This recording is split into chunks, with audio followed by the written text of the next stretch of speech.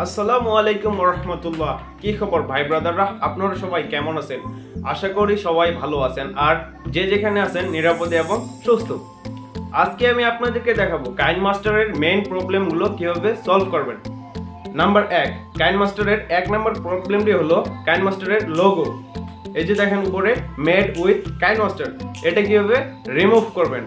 আর দ্বিতীয় প্রবলেমটি হলো কাইনমাস্টার থেকে ভিডিও এক্সপোর্ট হয় না, এই প্রবলেমটা, এটা আপনি কিভাবে ঠিক করবেন, এটা নিয়ে আজকের ভিডিও। আপনারা দেখছেন 007 অফিসিয়াল আর আমি আছি মাহবুব আপনাদের সঙ্গে। তো আর বেশি কথা না বলে চলুন শুরু করি মূল ভিডিওটি।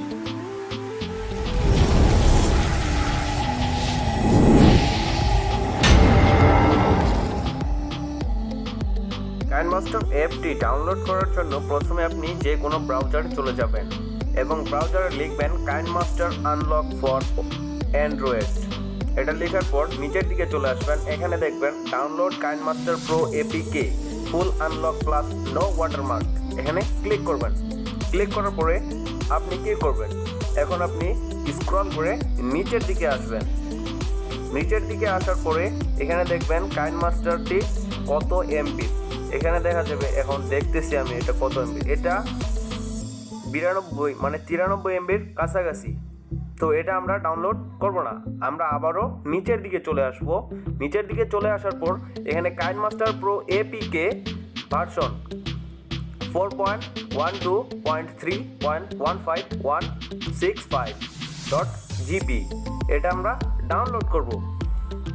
আমি ডাউনলোডে ক্লিক করছি, এখন আমার এটা ডাউনলোড হচ্ছে। ডাউনলোড শেষে আমি এটা ইনস্টল করব। যে আমার ডাউনলোড শেষ, এখন আমি এটা ইনস্টল করতেছি। ইনস্টল প্রায় হয়ে আসছে।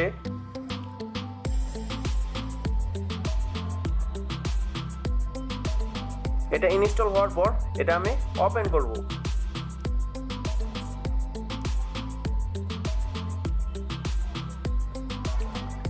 কাইনমাস্টার ওপেন হয়ে গেছে।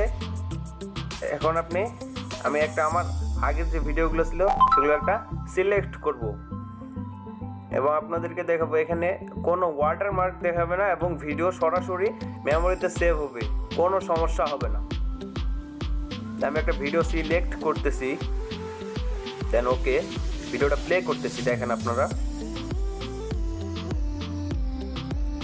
ভিডিওটা আমি প্লে করছি, দেখেন। তো এটা এখন আমি এক্সপোর্ট করব, ভিডিওটা সেভ করব। শেয়ার অপশনে গিয়ে এক্সপোর্টে ক্লিক করব। এই দেখেন আমার ভিডিওটা খুব তাড়াতাড়ি এক্সপোর্ট হচ্ছে বা সেভ হচ্ছে। তো ভিউয়ার্স, আজকের ভিডিও এই পর্যন্তই এবং ভিডিওটি ভালো লাগলে একটি লাইক করবেন এবং পরবর্তী আপডেট পাওয়ার জন্য চ্যানেলটি অবশ্যই সাবস্ক্রাইব করবেন। ওয়েবসাইটের লিংক ডেসক্রিপশন বক্সে দেওয়া আছে, চাইলে সেখান থেকে ঘুরে আসতে পারেন।